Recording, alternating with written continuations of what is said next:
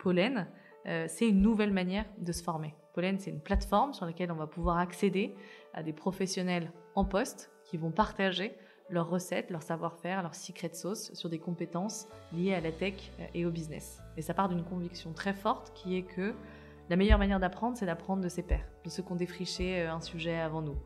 Et la deuxième conviction très forte, c'est que le live est bien vivant. Et le live, c'est la meilleure manière d'apprendre, de se développer. Et puis par ailleurs, en tant que manager à Vivatech, j'avais des équipes qui allaient, en fonction des moments de l'année, entre 45 et 80 personnes. Je voyais à quel point c'était compliqué de les former avec des formations de qualité, qui leur donnent envie de se former et qui contribuent à les retenir et les engager.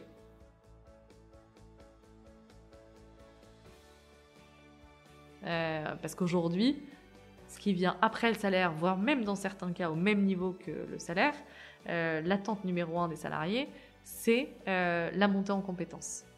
Et aujourd'hui, on est rentré dans une phase où c'est plus une guerre des talents pour recruter des talents. Le gros challenge, c'est comment je retiens mes bons talents. Parce que la communauté est clé, parce que l'entraide nous possède, on a décidé de mettre en lumière tous ces visionnaires.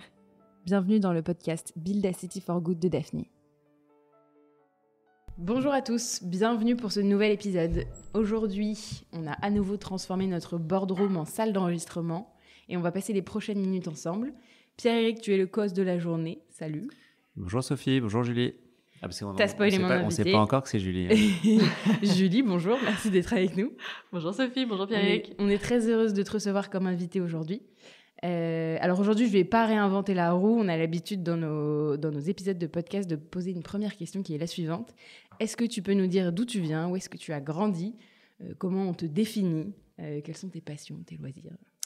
Avec plaisir. Je veux que tu te rapproches un tout petit peu de ton micro. Ouais, bien sûr. Merci. Donc, je suis aujourd'hui la cofondatrice de Pollen, que j'ai lancée il y a 8 mois maintenant avec mes associés, Olivier et Vincent. Précédemment, j'étais directrice générale de Vivatech. J'avais participé à la création de l'événement. Et donc, je suis passée de l'autre côté du miroir. Après, pendant 7 ans, avoir accompagné des entrepreneurs à grandir, à se développer, qui venaient du monde entier. Je suis passée de l'autre côté et franchement, on en parlait tout à l'heure, je pense que c'est une des meilleures décisions que j'ai prises. Et j'ai grandi, sinon, Paris, région parisienne et passage Paris-Istanbul, où on a été expat pendant 2 ans quand j'étais plus jeune. Tu as bossé du coup à Istanbul ? Non, j'étais au collège. Ah oui, d'accord. Ok. Tes parents étaient experts. Okay. Ouais. Est-ce que tu peux nous parler de ta première vie j'ai vu que tu avais fait un passage au Figaro, chez Canal+, aux Échos. Ouais, j'ai démarré après l'école. Moi, j'avais très envie de bosser dans les médias. Ouais. J'avais pas forcément envie de rejoindre un parcours très classique, des très grosses entreprises. J'étais passionnée par les sujets de transmission de contenu, transmission d'informations qui te permettent de mieux comprendre le monde dans lequel tu vis et de prendre du recul sur les évolutions en cours. Donc j'ai d'abord travaillé au Figaro, ensuite chez Canal, au marketing et à la strat, puis aux Échos.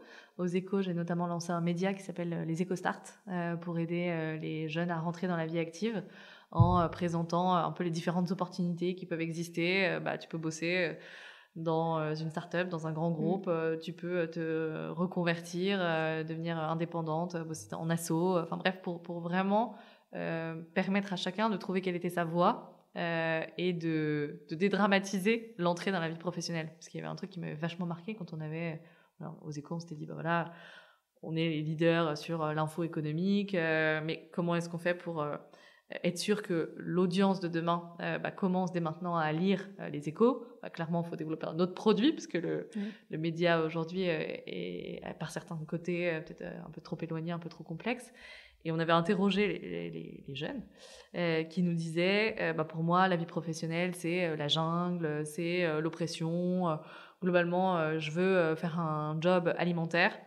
et m'épanouir à côté. Et moi, j'ai la conviction profonde qu'on peut s'épanouir dans son travail et que c'est même quand même un objectif pour essayer de concilier ses aspirations et le temps qu'on y passe. Et donc, je me disais, OK, il faut réenchanter un peu le monde professionnel, mais pour ça, il faut leur permettre de faire des bons choix et des choix éclairés. Et l'information là-dessus a tout son sens. Et quand j'étais aux Échos, j'ai eu l'opportunité de participer à la création de Vivatech. Concrètement, il y a Maurice Lévy qui est venu intervenir aux Échos, qui a été accueilli par le président des Échos à l'époque.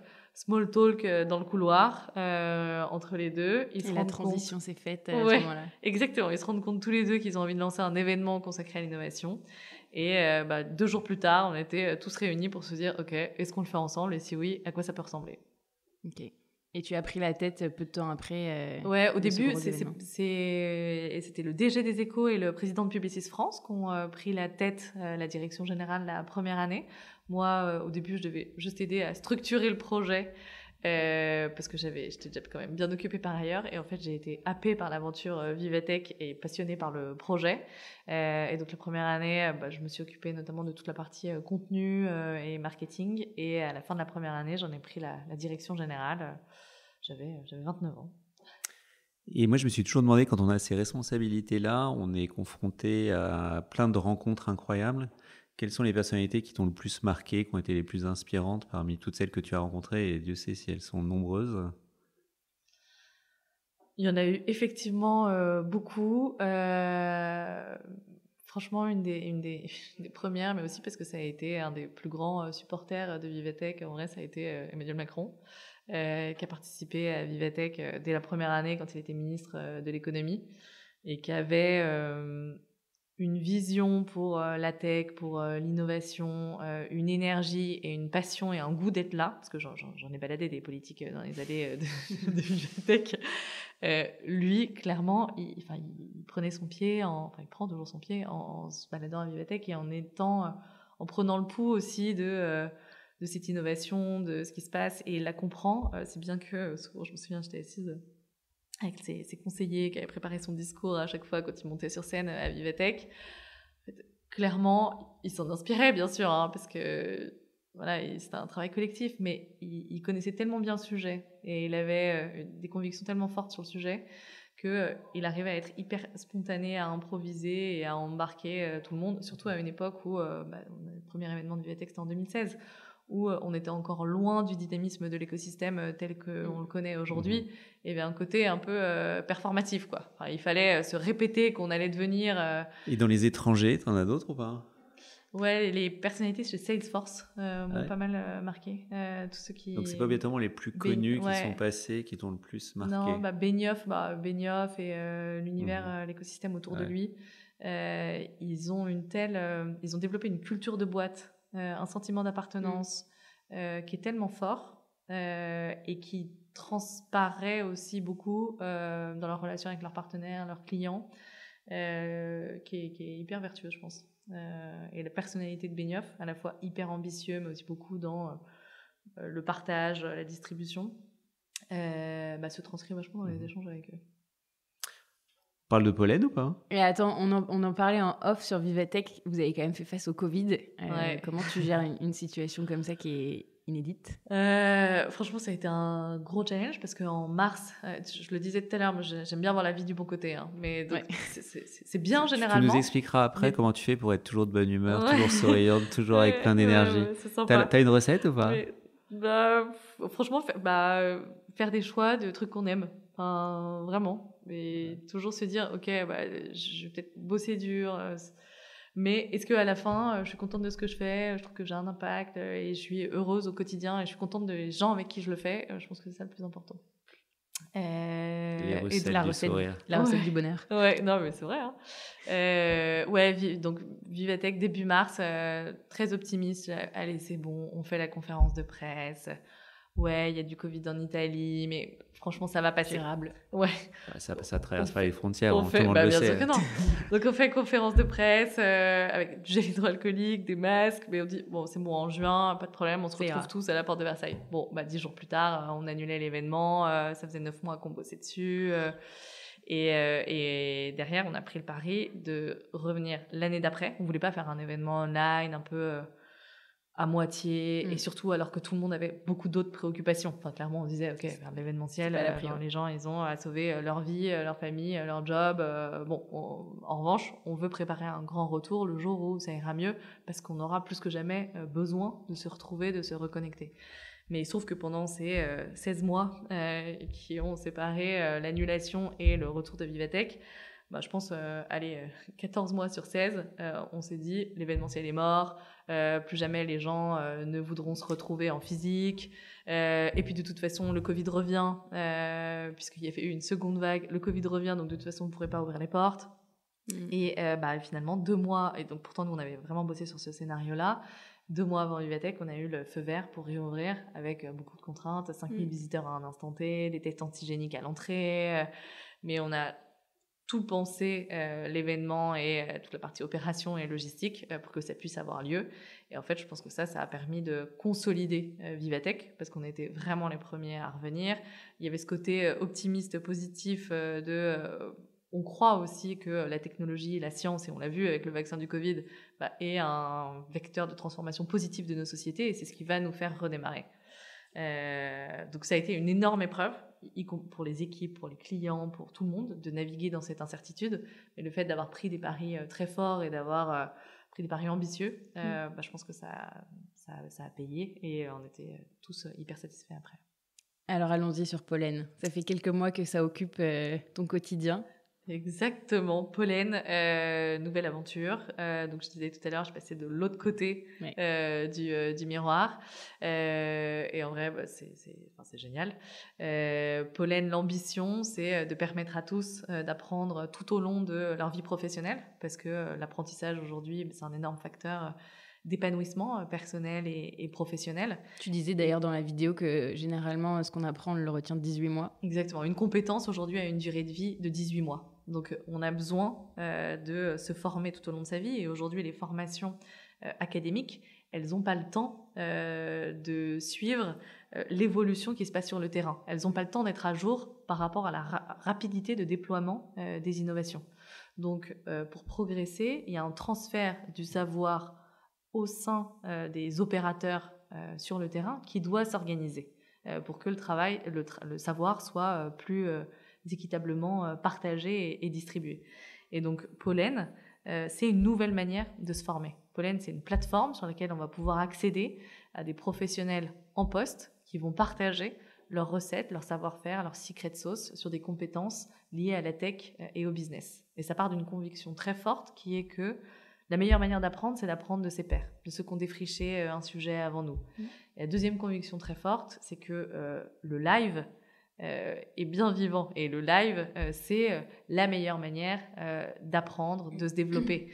Je pense que mes expériences à Vivatech et l'impact que j'ai pu voir des connexions, des relations humaines, est sans commune mesure par rapport à l'impact de formation en ligne, préenregistrée, en solitaire, où c'est très bien pour l'acculturation, pour partager quelques notions de manière très large. Mais quand on veut vraiment acquérir une compétence et challenger ses manières de faire, le live avec ses pairs, c'est vraiment la meilleure manière de procéder. Et donc la genèse, t'es partie de ces constats-là pour lancer Pollen, ou t'es partie d'une feuille blanche en disant quels sont les secteurs à défricher, quels sont les pains que j'aimerais adresser, etc.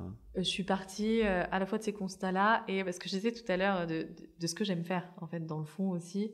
Moi, ce que j'aime, et c'est ce qui a un peu m'a guidée dans tout mon parcours, c'est la transmission de contenu. Et en fait, au bout d'un moment, avec les médias ou même avec Vivatech, j'avais envie d'aller plus loin que juste inspirer ou faire circuler l'information. Et aller plus loin, c'est donner les moyens de l'action. Et c'est une fois qu'on a pris conscience de ces évolutions technologiques, de ces nouvelles informations, de cette nouvelle donne, comment est-ce qu'on en fait un levier pour soi-même agir. Et c'est là où la formation vient après l'information. Et après, j'ai réfléchi autour de ça.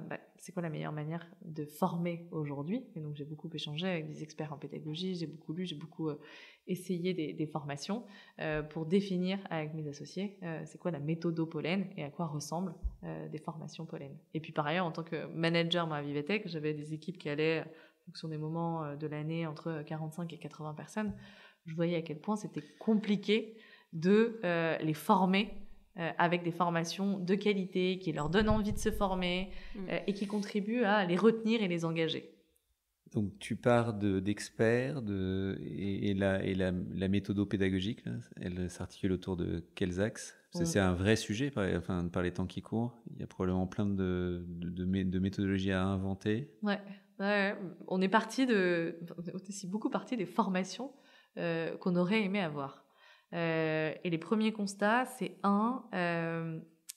on apprend de ses pairs et en collectif pour favoriser la rétention. C'est l'apprentissage par l'expérience et l'apprentissage par le faire, learning by doing, qui est un élément fondamental sur la pyramide d'apprentissage. Enfin, je fais des gestes, mais personne ne voit. C'est une pyramide inversée. Voilà, exactement. On voit que un entonnoir. Plus on pratique et plus on est actif dans l'apprentissage, mieux on va retenir une information. Deuxièmement, c'est des séquences très courtes. Les formations en tant que telles durent soit une journée, soit une demi-journée. À l'intérieur de ces formations, c'est des capsules de 15-20 minutes au sein desquelles on alterne. Il y a des capsules théoriques, il y a des capsules de partage d'expérience, des capsules de group work, des capsules de décryptage de case study, pour qu'il y ait un rythme qui maintienne en permanence l'attention des participants. Et le troisième point, c'est pendant à peu près 80% des contenus portent sur du concret et sur du vécu, que ce soit du vécu du trainer ou que ce soit du vécu de cas marché qu'il a été sourcé, et 20% seulement sur de la théorie, pour que ce soit le plus illustré possible et que ce soit du coup le plus actionnable pour les participants. Et tes clients? Mes clients, moi j'ai un modèle économique qui fait que la majorité de mes participants viennent des entreprises qui achètent des crédits pollen qu'elles dispatchent à tout ou partie des collaborateurs et qui vont utiliser pollen pour se former, bien sûr, mais qui va être beaucoup positionné comme un employee benefit. Parce qu'aujourd'hui, ce qui vient après le salaire, voire même dans certains cas au même niveau que le salaire, l'attente numéro 1 des salariés, c'est la montée en compétences. Et aujourd'hui, on est rentré dans une phase où c'est plus une guerre des talents pour recruter des talents. Le gros challenge, c'est comment je retiens mes bons talents et comment j'investis sur eux sur la durée. Et la formation, et du coup la réponse avec Pollen, en est un des leviers les plus efficaces. Et tes formations phares, là, parmi celles que tu proposes? On couvre 7 thématiques, sales, product, growth, leadership, sustainability, data AI et tech. Les 3-4 qui sont les plus porteuses. Première, c'est construire des produits avec l'IA, avec la patronne de la data de chez Mal, qui était avant patronne de la data chez Airbnb, qui a passé 10 ans dans la Silicon Valley, et qui, vous pourrez voir sur sa page court sur Pollen, est recommandée par la CTO d'OpenAI, qui a bossé vraiment au cœur du réacteur de la construction de ces nouveaux modèles dans la Silicon Valley. La deuxième, c'est une sur le storytelling, avec une américaine, entrepreneur, qui a été à la fois productrice télé, entrepreneur et investisseur, et donc qui est sur comment on construit un narratif et comment on présente son histoire, qu'on soit fondateur de start-up, qu'on bosse en commercial, en marketing, c'est vraiment maîtriser cet art du storytelling, c'est une skill hyper importante. Et la troisième, aujourd'hui on a beaucoup de demandes sur les sujets sales et growth. Le contexte l'illustre aussi, et notamment on en a une sur la méthode MEDDIC, qui est une méthode pour structurer ses ventes et mieux analyser ces ventes complexes et sur des parcours assez longs qui fonctionnent très bien. Et comment tu sélectionnes tes formateurs ? C'est beaucoup de recommandations. Pour chaque formateur, on doit avoir au moins 3 recommandations de gens qui ont bossé avec lui, qui l'ont managé, ou qui l'ont côtoyé dans sa vie professionnelle. On a eu beaucoup de candidatures aussi sur le site pollen.fr. Aujourd'hui, on en a retenu, je pense, 5%, puisque le gros, c'est de la chasse, de la outbound de notre côté, en allant chercher les meilleurs formateurs sur les thématiques qui correspondent aux compétences qu'on a identifiées comme essentielles pour demain. Et est-ce que ces formateurs sont eux-mêmes formés pour faire la formation ? Clairement, c'est un onboarding en 5 étapes. supervisé par mon associé, qui prend à peu près 1 mois et demi. Pour s'assurer que de très bons experts, ils deviennent très bons trainers, s'assurer de la cohérence et de l'homogénéité des formations pollen, et que quand on vient à une formation pollen, on sait que c'est concret, actionnable, et que dès le lendemain, on va pouvoir mettre en place plein de nouveaux frameworks dans son boulot. Il y aura une certification ou pas à terme? Aujourd'hui, nous, on est certifié Calliope, donc il certifie la robustesse de la méthode et de tous les process. Et on remet un badge pollen aux participants qui certifie qu'ils ont fait une formation, mais qui n'est pas un certificat reconnu par l'État. Et tu t'inspires de tes 2 modèles américains ou vous essayez de vous singulariser par rapport Ouais, on regarde pas mal ce qui se fait aux US. Après, ils sont gros d'ailleurs, les 2 acteurs ils sont lancés 1 an avant nous, donc ils ne sont pas encore énormes. Mais on sent que dans le learning aux US, c'est vraiment ce qu'on appelle le cohort-based learning qui est clé. Donc remettre du live au cœur de l'expérience, remettre des cohortes et du partage entre pairs. Eux sont majoritairement online. Il se trouve que nous, on est beaucoup en présentiel parce que en fait, la demande en France, en Europe, se porte beaucoup là-dessus. Et clairement, à terme, on va faire de plus en plus de sessions online pour scaler quand on va vouloir pénétrer les marchés européens. Mais au démarrage, pour créer des communautés et faire jouer à plein l'effet bouche à oreille et réseau, le fait d'être en présentiel, ça renforce énormément nos liens avec nos participants, avec les trainers, ça crée de la fidélité et c'est hyper vertueux. Donc en ça, on se singularise beaucoup des Américains et on a une approche beaucoup plus B2B de la formation que les Américains, où les Américains investissent beaucoup plus à titre personnel dans leur formation professionnelle, y compris les cadres, quand nous, on est très très B2B. Et le troisième élément, je dirais, nous, on a une approche aussi où on a fait un partenariat avec plusieurs acteurs, plusieurs associations comme Diversity Days ou l'Escalator, où à chaque session pollen, il y a un entrepreneur ou un jeune qui bosse dans la tech qui est invité pour bénéficier des formations pollen gratuitement et faire en sorte que le savoir se partage et se répande le plus facilement possible. Et de donner sa chance à chacun. Tu as fait de l'intrapreneuriat, maintenant tu fais de l'entrepreneuriat. Quelle est la différence? Franchement, la première, c'est le cash. Non, mais c'est vrai. Enfin, en fait, il y a plein de similitudes. Et moi, j'adore cette phase en plus de création, imaginer un nouveau positionnement, trouver ton go-to-market, pitcher, vendre, recruter l'équipe. Tout ça, franchement, c'est très proche. Vous êtes combien chez Pollen aujourd'hui? On est 9 et on sera à 12 là en début d'année. Donc, tout ça, franchement, c'est très très proche. La frugalité, alors, plutôt que le cash. On va mieux. Non, non mais le cash, le cash, en fait, c'est juste que c'est une charge mentale qui est là en permanence et qui, du coup, effectivement, te fait prendre des décisions vraiment en fonction de ça. Parce qu'aujourd'hui, le contexte fait que tu as envie d'atteindre une rentabilité à un horizon de temps qui n'est pas trop éloigné, que tu ne regardes pas que ta top line, mais tu regardes aussi ton trajectoire en termes d'EBITDA, et que tu sais que tu as ce risque-là, où à la fois quand tu te dis « Ok, j'ai envie d'être ambitieux, donc je vais quand même investir sur ma croissance », mais tu te dis « Bon, ok, il faut que je sache que dans 12-18 mois, je puisse relever. Si jamais je ne peux pas relever, tu as une petite panne, quoi. » Alors que dans un grand groupe, t'ajustes plus au fur et à mesure et t'es plus suivi on voit tout à fait ce dont tu parles. Nous, notre charge mentale, elle porte sur 60 boîtes qu'on a en portefeuille. Donc elle est à la fois diffuse, mais elle est assez forte aussi.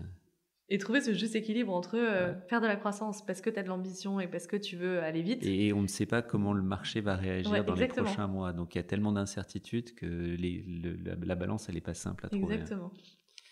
Et en parlant de cash, pour ceux qui nous écoutent et que ça intéresserait, quel est le coût d'une formation et quelles sont les options de financement un petit peu? Quand tu achètes des sessions à l'unité, c'est 890 € la journée, 490 € la demi-journée, incluant le déj, tout.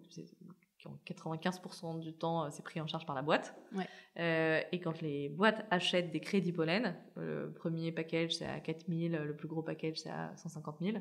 Et ta journée de formation peut te revenir à 600 € à peu près, si tu as pris le plus gros package. Tu peux nous redonner quand même quelques tips sur l'entrepreneuriat et l'amorçage d'un projet comme le tien et comme n'importe quel autre projet entrepreneurial? Qu'est-ce que tu as appris que finalement tu n'avais pas connu dans ton expérience précédente avec des gros partenaires comme les Échos et Publicis? Et qu'est-ce qui t'a servi aussi aujourd'hui pendant le lancement de Pollen? Ouais, le premier, franchement, et pour le coup, c'était la même chose dans mes expériences d'intrapreneuriat, c'est bien s'entourer, bien construire ton équipe et bien s'associer. La complémentarité que j'ai avec mes associés, en particulier Olivier, qui est opérationnel au day-to-day avec moi, elle est juste incroyable. Enfin, sur le papier, on avait des profils hyper complémentaires. Bon, très bien. Moi, beaucoup plus sales, marketing. Lui, beaucoup plus produits, ops. Mais dans les faits, en fait, ces différences font que à chaque fois, sur un problème donné, on va avoir une perspective différente et que c'est hyper vertueux d'en discuter et d'en débattre. Et du coup, il faut bien cadrer. En fait, c'est OK de ne pas être d'accord et c'est OK d'avoir une perspective différente sur les sujets. Mais il faut, franchement, vachement s'écouter et se faire confiance. Parce que tu peux pas être sur tous les sujets et ça, je pense que c'est un des points les plus l'écoute, la discussion et la confiance, c'est les points les plus importants, je pense. Et après, c'est franchement pas avoir peur de se planter, quoi. Enfin, et en fait, tu vas te planter une journée, mais tu vas te relever et puis le lendemain, tu iras un peu plus loin. Et c'est un marathon, quoi. Donc faut être patient, faut itérer, faut avoir beaucoup d'humilité. Et puis à la fin, si ça finit par marcher, j'espère en tout cas. Alors tu sais, quand nous on a commencé à regarder quels étaient, on fera qu'on coupe parce que... Tu peux reprendre. C'est vrai. On coupera. Non, est-ce que tu sais que le timing est fondamental dans le succès?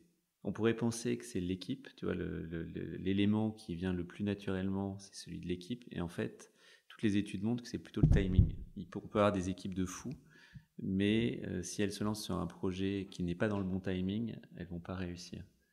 Est-ce que tu penses que c'est le bon timing pour développer des projets dans le domaine de l'EdTech? Et en fait, si je te pose la question, c'est que je pense que c'est le cas. Donc, ça me rassure. Non, mais on en parle depuis 10-15 ans et il y a eu assez peu de projets qui ont réussi à émerger de manière très significative. Et là, pour plein de raisons qu'on développera peut-être ultérieurement, le timing est plutôt super bon. Ouais, je pense que c'est évidemment le bon timing parce que tu as toutes les innovations liées à l'intelligence artificielle et à la Gen AI qui sont en train d'arriver sur le marché et où tout le monde se demande ok, bon, j'ai compris plus ou moins les concepts théoriques, mais maintenant comment je les mets en application?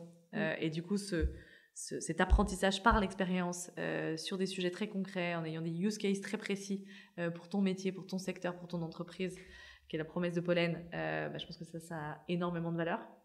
Le deuxième point, c'est que post-Covid, télétravail, on arrive à un moment où en fait les gens ont besoin de se réouvrir un peu les chakras, de rencontrer des gens différents, de sortir de chez eux. Et on voit l'événementiel qui repart en force, les gens qui reviennent au bureau. Et ça montre aussi le besoin de refaire des formations en inter-entreprise où tu vas rencontrer des gens qui partagent le même challenge que toi et avec qui échanger. Donc ouais, par ces deux dimensions-là, je pense que c'est fondamental aujourd'hui. Et le troisième point, je pense que c'est la guerre des talents qui se porte sur les sujets de rétention des talents. Et de métiers de demain, parce qu'il y a une stat que tu n'as pas partagée tout à l'heure, mais je crois que c'est 50% des métiers de demain n'existent pas. Et demain, c'est dans les 10 années 2030, à venir. Donc c'est énorme. Est-ce que tu as un petit mot de la fin? Le temps passe et on va devoir se quitter. Du recrutement, par exemple. Ouais, non, peut-être plus sur l'apprentissage. En fait, que ce soit dans l'apprentissage professionnel ou personnel, je pense que ce qui fait grandir chacun, c'est d'apprendre tous les jours. Et je pense que de se poser tous les jours la question de savoir, ok, qu'est-ce que j'ai envie d'apprendre? Qu'est-ce que j'ai envie de découvrir? D'être en permanence curieux de ce qui nous entoure et de ce que les gens qui sont autour de nous nous entourent, c'est fondamental. Moi, un truc qu'on fait chez Pollen, c'est qu'on demande à chacun qu'est-ce que vous avez à transmettre, à la fois comme hard skills dans la vie pro, mais aussi, je sais pas, est-ce que tu es un super expert en cuisson de je sais pas quelle recette de cuisine, un super expert en piano, en poésie, et organiser des moments de partage et d'échange. Je pense que c'est à la fois fédérateur et c'est ce qui te fait grandir. Mais est-ce que les salariés sont prescripteurs auprès de leur employeur? Ouais. Ouais. On a une triple approche commerciale. Donc aujourd'hui, c'est pas un exercice imposé. C'est vraiment une demande très forte de la part des salariés. Tu as les deux, en fait. Et c'est là où nous, on prend le contre-pied de ce qui se fait beaucoup dans la formation aujourd'hui, où c'est des formations un peu old school, qui sont imposées par TRH, et où du coup, tu y vas à contre-cœur. Ah, on m'a inscrit à telle formation, j'ai pas envie d'y aller. Là, on fait des formations que les talents veulent vraiment. Parce que c'est dans des lieux sympas, on est chez Comet, parce que c'est avec des trainers dont ils lisent les papiers sur Medium, qui suivent sur LinkedIn, qu'ils ont entendu en podcast, et parce que c'est sur des sujets précis qui correspondent à leurs enjeux métiers, et pas un truc théorique enseigné par un formateur qui n'a pas touché le terrain depuis 20 ans. Donc, il y a beaucoup de prescriptions, effectivement, qui viennent soit des talents, soit de leurs managers, qui vont faire une première session, qui vont potentiellement même passer en note de frais, en budget opérationnel, et que nous, ensuite, on va demander à ce qu'ils nous introduisent auprès des RH pour proposer un plan pollen plus largement dans l'entreprise. Mmh. Et ça, c'est un gros levier d'acquisition pour nous, et du coup, c'est ce qui fait qu'on a une com très largement tournée vers le talent plutôt que vers les RH. Et juste par curiosité, toi qui interagis avec énormément de décideurs de l'écosystème économique, quelles sont tes prévisions pour 2024 au regard de tous les échanges que tu peux avoir? Ce qui me frappe, c'est que, même si ça fait franchement 18 mois que le contexte est pas foufou, c'est qu'il y a encore énormément d'envie d'entreprendre, de s'attaquer à des challenges notamment liés aux enjeux climatiques qui sont là, où les gens ont confiance, ont envie de le faire, se posent pas la question de savoir est-ce que je vais trouver des financements ou pas. Il y a cette folie un peu entrepreneuriale des débuts que je trouve qu'on a réussi à préserver, même après 18 mois de marasme économique, qui est hyper vertueuse, et je pense qu'au bout d'un moment ça va contribuer à relancer la machine, et je pense que l'horizon s'éclaircira l'année prochaine, en tout cas je l'espère. On vous avait dit que Julie était toujours optimiste. C'est très agréable. Le podcast touche à sa fin. Merci beaucoup Julie, c'était très intéressant. Merci pour cette bonne humeur. Et rendez-vous sur Pollen. Et merci à Pelle aussi. Avec plaisir, merci Sophie. À bientôt, bonne continuation. Merci.